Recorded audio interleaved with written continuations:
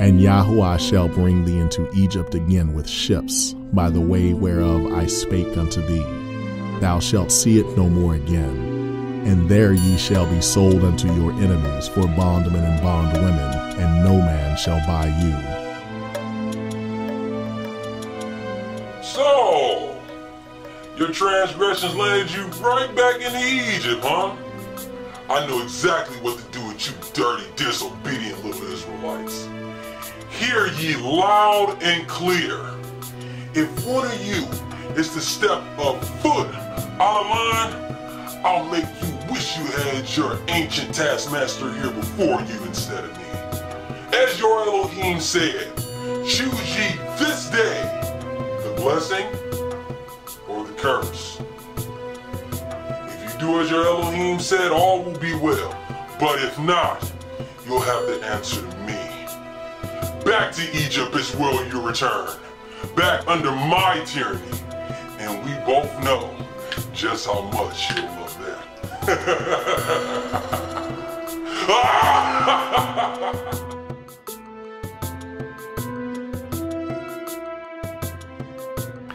The Back to Egypt board game was a concept that was born many years ago and didn't materialize until much later. We just kept it in the back of our minds and talked about it with hopes of maybe bringing it to pass at some point in time. We finally came up with a prototype for the game in which we've changed it many times. We've been adding things, taking things away, and now I think we finally have what we really think were the best ideas pulled together. I remember playing this game, and sometimes we would see the level of excitement get out of control. The players were so energized and the table was thumping with the spirit of competitiveness. It was so much fun. Every time we played this game, there was always this hope in everyone's eyes of wanting to win so badly and take the prize. I'm glad that we made the standard version of this game so that we can all feel like we're a part of the fun. It's always interesting to see some of the different strategies that's forming around the table, the different side deals that's going on, people bargaining, you know, all of this going on in the game. It's really exciting. Without giving away too much about the game, it was always fun to see how one player was captured by another and brought into captivity. And this player was stuck in bondage and had an element of rejoicing when they were finally set free. I actually inspired the La La Land part of the game. Because of this, we added another element to where if a player doesn't ask for their dividends for passing go, then another player can call them on it, collect their money, and send them to La La Land.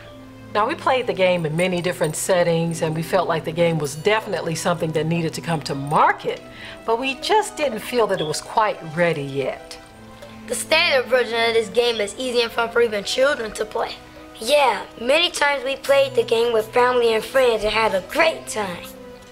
I find it amusing how everyone responds when a player lands on the spaces that said blessing or cursing.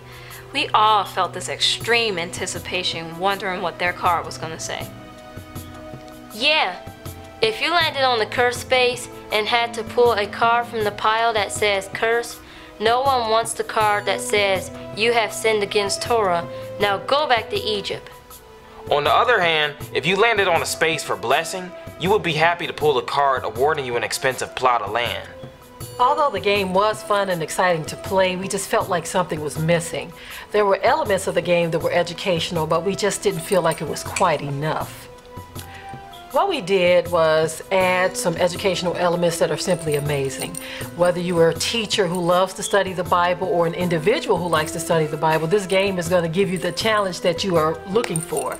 This is also a great way to incorporate a fun way of learning the Bible for your homeschool students or for your Bible study group. Now, what we did was we decided to combine another game that we were working on with this game to bring in that educational element. Torah and Beyond was a Bible trivia game that was a separate game. It was a card game that we were developing, so we decided to bring it in to the deluxe version of this game. And so that essentially brings in that extended educational element that we were looking for.